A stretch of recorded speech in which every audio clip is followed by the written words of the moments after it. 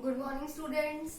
Today we will start new chapter of 10th standard, which is study of compounds, hydrogen chloride. Okay, we will study hydrogen chloride chapter. Okay, so first of all, tell me the formula of hydrogen chloride.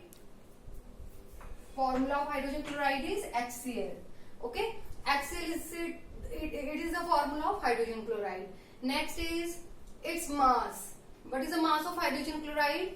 Mass of hydrogen chloride is total 36.5. Okay, this is the mass of the hydrogen chloride. Next is which bonding is takes place between the H and Cl.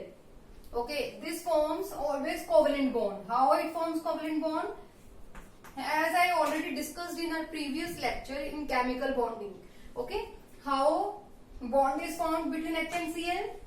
Because first of all, hydrogen atomic number of hydrogen is 1, so it has only 1 electron.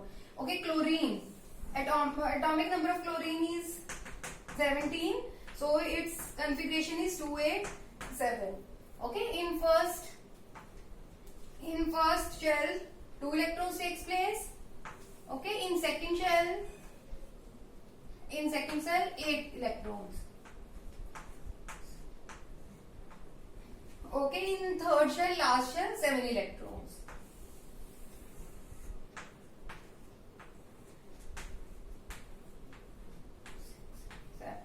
Okay, now it has 1 electron, it has 7 electrons in its outermost shell. So which bond will take place in between these two? The bond takes place by sharing. Okay, it is formed by sharing of electrons. How? Because it also needs 1 electron to become stable. It also needs 1 electron to become stable. So what they will do? They share their one electron with each other. Okay, by sharing this 1 electron. Okay, by sharing this electron, they form which type of bond? 2 electrons form one single bond. Okay, so it forms which bond? Covalent bond. Okay, where the sharing takes place, that bond is called covalent bond. Okay, fine. Now occurrence. Okay, how it occurred? Occurred means how we found in which state, or free state or combined state. Okay, HCl occurred in free state in volcanic emissions. Okay, when volcanic emissions takes place, then the gas released. Okay, that is HCl. Okay, which is found in free state. Next is it is also found in the mammals. Okay, in form of gastric juice, which helps in digestion. Okay, next. Now we will do general preparation of hydrogen chloride gas. Okay, the preparation method for hydrogen chloride gas is what? Direct combination of hydrogen and chlorine gas. Okay, when hydrogen and chlorine gas directly combined with each other in the presence of diffused sunlight. Okay, in the presence of diffused sunlight, because this is a photochemical reaction, so sunlight is needed to it. Okay, so but remember one thing, here sunlight is diffused. Diffused means scattered, not direct sunlight. Okay, if hydrogen and chlorine combine with each other in diffused or scattered sunlight, then it forms hydrogen chloride gas. Okay, this reaction can't take place in the direct sunlight, because if this reaction happens to be done in direct sunlight, then this reaction will be explosive. Okay, so this reaction can take place only in diffuse sunlight. In dark also this reaction takes place, but in dark it needs catalyst. Okay, this reaction takes place in the presence of catalyst. The catalyst is used in this reaction is activated carbon. Okay, by the help of activated carbon, which is act as a catalyst. Okay, this reaction can also take place in dark.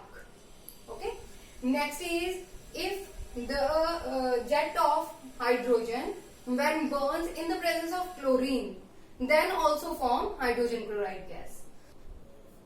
Okay, next method is when we treat metallic chloride, okay, with sulfuric acid. Sulfuric acid is concentrated.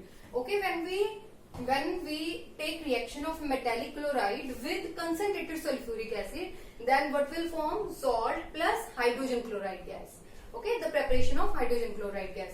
For example, if we take metallic chloride is NaCl. Na means sodium, which is metal, chlorine. Okay, so metal chloride, that is sodium chloride if we take, then add sulfuric acid, which is in concentrated form. Okay, then now temperature should be less than 200 degrees Celsius. Okay, temperature should be less than 200 degrees Celsius. When they react with each other, they form sodium hydrogen sulfate plus which gas? Hydrogen chloride gas. Okay, this is the method, first method.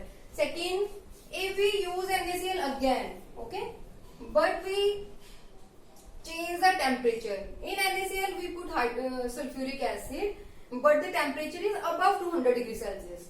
Okay, in first case reactants are same, only the difference is temperature, only the difference of temperature. So, okay, so in first case we have taken less than 200 degrees Celsius temperature, but in second case we have taken above 200 degrees Celsius. Okay, so the products form sodium sulfate plus hydrogen chloride gas. Okay, next is, if we take next metallic chloride, that is copper chloride.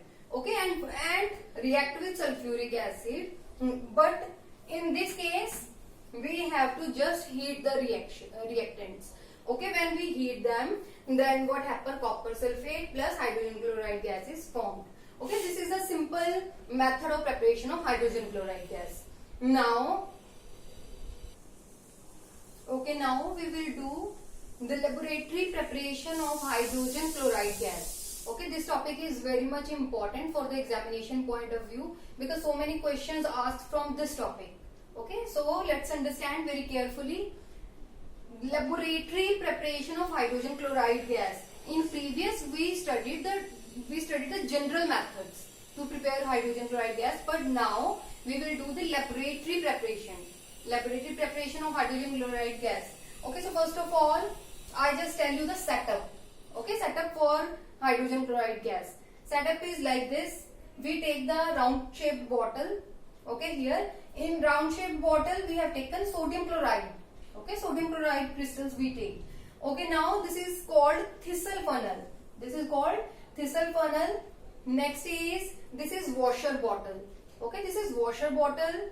In this washer bottle concentrated sulfuric acid is present. Okay, now next is jar.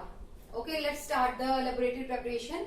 So first of all, in round bottom flask we have taken sodium chloride crystals. Okay, then we add concentrated sulfuric acid through this funnel.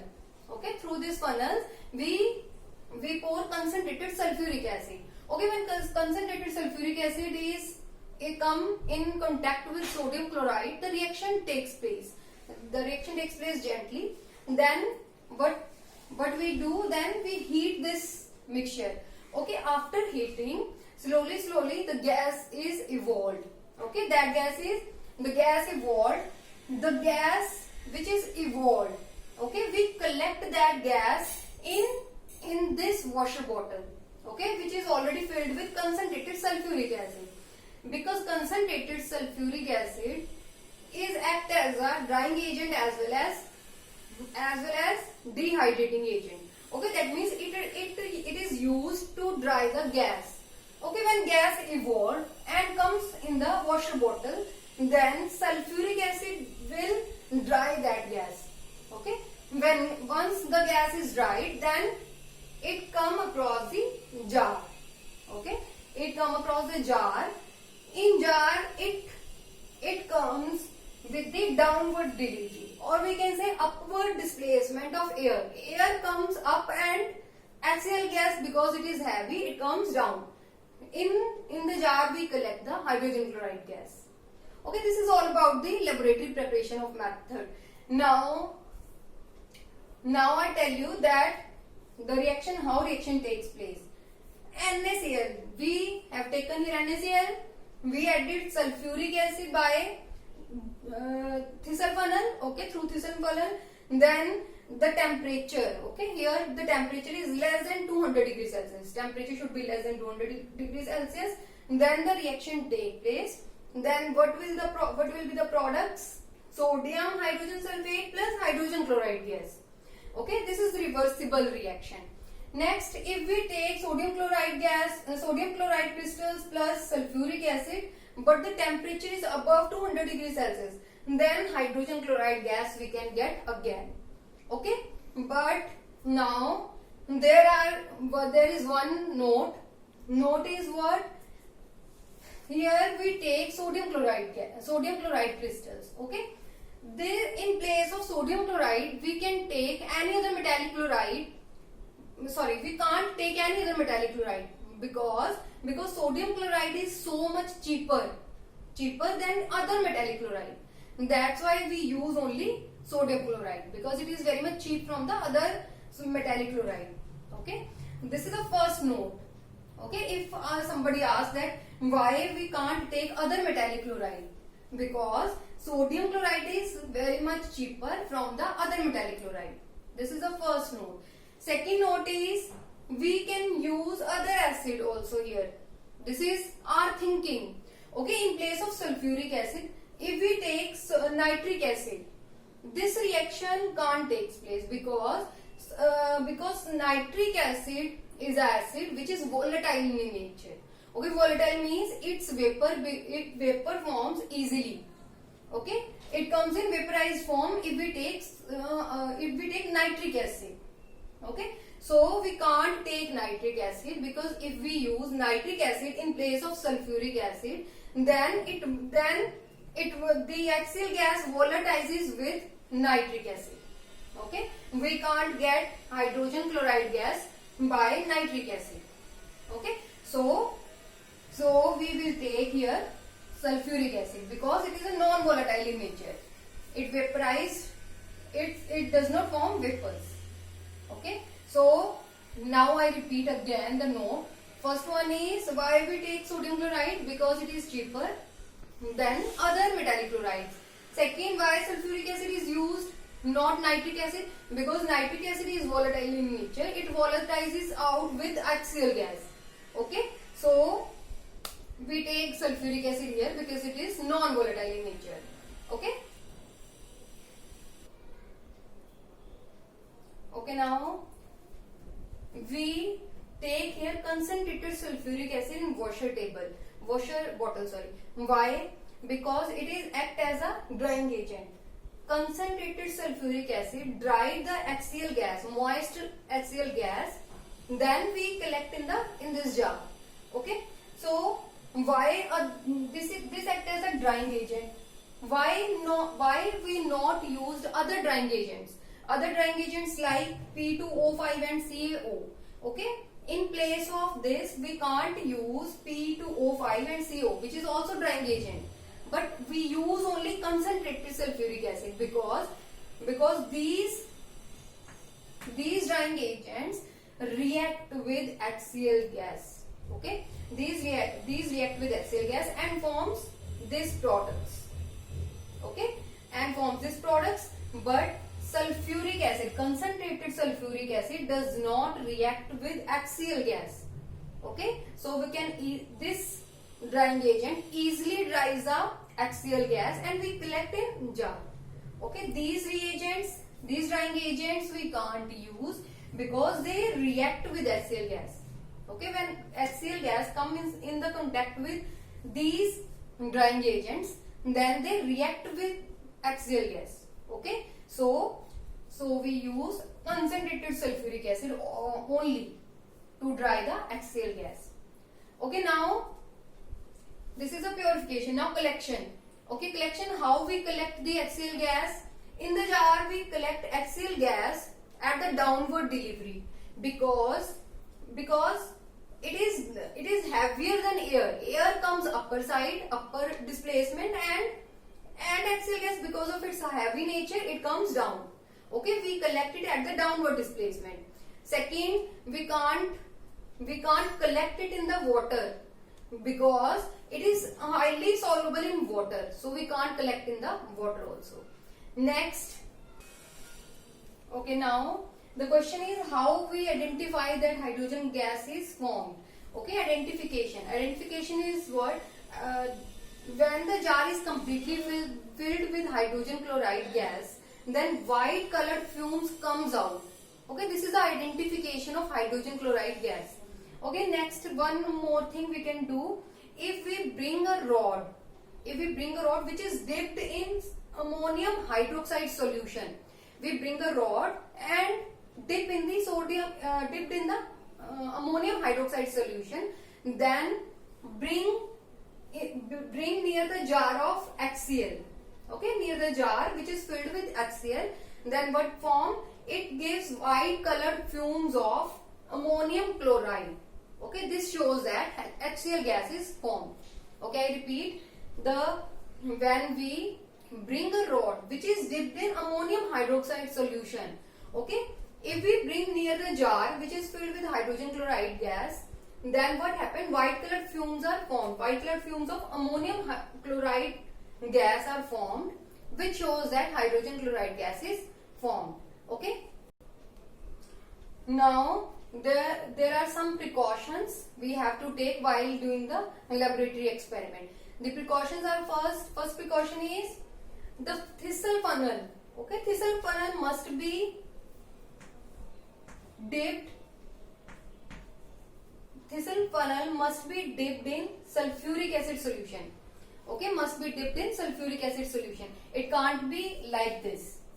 It can't be upper side. It must be dipped in the sulfuric acid solution. Okay, this is the first precaution. Second precaution is the delivery tube. This is the delivery tube. Because it delivers the hydrogen chloride gas to the washer bottle. Okay, the delivery tube should also be dipped in this concentrated sulfuric acid solution. Okay. Next precaution is the temperature we use. That temperature should be less than 200 degrees Celsius. Okay. Because if we take more than 200 degrees Celsius temperature, then what happened? First is fuel will be wasted. Okay. Second, the glass bottle we take, that will break down. Okay, that will crack by so much high temperature. That glass can be break. Okay, so we will use below 200 degrees Celsius temperature. Next, if we take high temperature or above 200 degrees Celsius temperature, then what happened? Then the product formed, we have done two reactions. Okay, in first reaction I had taken below 200 degrees Celsius, in which sodium hydrogen sulfate is formed, and in second reaction above 200 degrees Celsius sodium sulfate is formed. Okay, if we take above 200 degrees Celsius temperature, then sodium sulfate is formed. That sodium sulfate stick with this bottle. Okay, we can't remove easily, so we take temperature which should be below 200 degrees Celsius. Okay, this is all about the precautions and all about the laboratory preparation of hydrogen chloride gas. Okay, next is, now we will discuss the physical properties of hydrogen chloride gas. Okay, first physical property is color. Its color is white or colorless. It is colorless gas. Okay, second, smell. Its smell is pungent choking smell. Pungent choking means suffocating smell. Okay, it has suffocating smell. Next is taste. Its taste is sour. Okay, its taste is sour. Next is physiological nature. It is corrosive in nature. It can burn the skin of a person. Okay. Next is density. Density, it is heavier than air. That's why it is collected at the downward displacement. Okay. Next is its boiling and melting point, which are very low. Okay. Next are liquefaction. If we apply high pressure to the hydrogen chloride gas, and temperature should be temperature should be less, then what happened? Then that gas will be compressed. Okay, it is compressible gas. Next is solubility. As I have already told you that it is highly soluble in water. Okay, these are the physical properties of the hydrogen chloride gas. Next is, now we will do to show HCl gas is heavier than air. How can we show that HCl gas is heavier than air? If we take a candle, if we take a burning candle, okay, in the jar, then we pour HCl gas, or we pass HCl gas through this jar, then what happened? This burning candle will extinguished. Okay, extinguished. Why it will extinguish? Because HCl gas is heavier than air. It comes downward. Okay, and forces the air outside.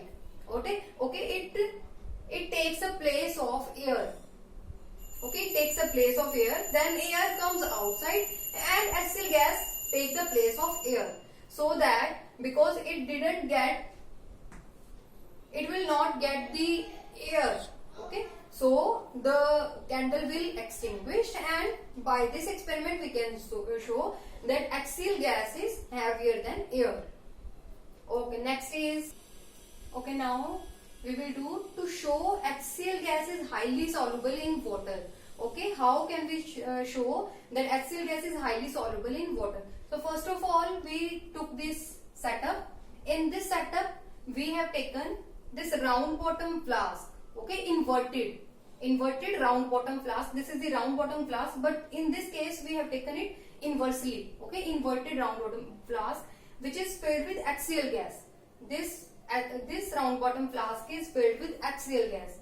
Okay, now next is, this is jet tube. Okay, this is called jet tube. This jet tube is dipped in this blue litmus solution.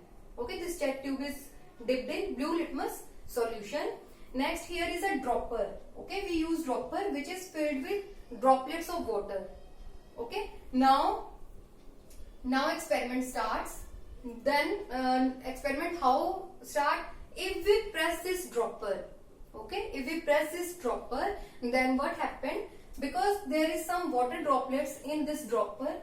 After pressing this dropper, then water goes in round bottom flask. Okay, where HCl gas is present. After going in this round bottom flask, HCl gas comes in water contact and immediately soluble in that water. Okay, then what happened? The pressure in this round bottom flask will decrease because all gas collects in the water. Then what happened? Because this blue solution goes in this flask and forms red fountain. Okay, why this happened? Why red fountain formed? Okay, because after pressing dropper, water goes in round bottom flask. The water, because HCl gas is highly soluble in water, then HCl gas rushes towards the water. After rushing, the pressure inside the round bottom flask will lower. Okay, so and outside pressure will become higher. To balance the lower pressure, this blue litmus solution goes upward through this jet tube. Okay, in round bottom flask. After going this, because HCl gas when come in contact with water, it acts as an acid. Okay, that acid changes the blue litmus solution into red color. Okay, or in the form of red fountain. Okay, so by this we can say HCl gas is highly soluble in water. Okay, I repeat, in this setup we take this round bottom flask. Here we take a jar in which blue litmus solution is present. We take a dropper in which water is present. Okay, then if we press this dropper, okay, after pressing dropper, water goes in round bottom flask. This water, when come in contact with HCl gas, it changes it into the HCl acid. Okay, gas changes into HCl acid after dissolving in water. Okay, then because its pressure will become low. Okay, because all gas comes very near, comes in contact with water, so internal pressure becomes low and outer pressure will become high. To balance the lower pressure, this blue litmus solution goes upward through this jet tube, and blue litmus solution, because of HCl acid, we know acids changes blue litmus to red. Okay, blue litmus solution to red. So this gas, this acid changes the blue litmus solution to red. Okay, in the red fountain, a fountain will form which is in red color. Okay, by this experiment we can show that HCl gas is highly soluble in water. This question is also very important. Okay, thank you students.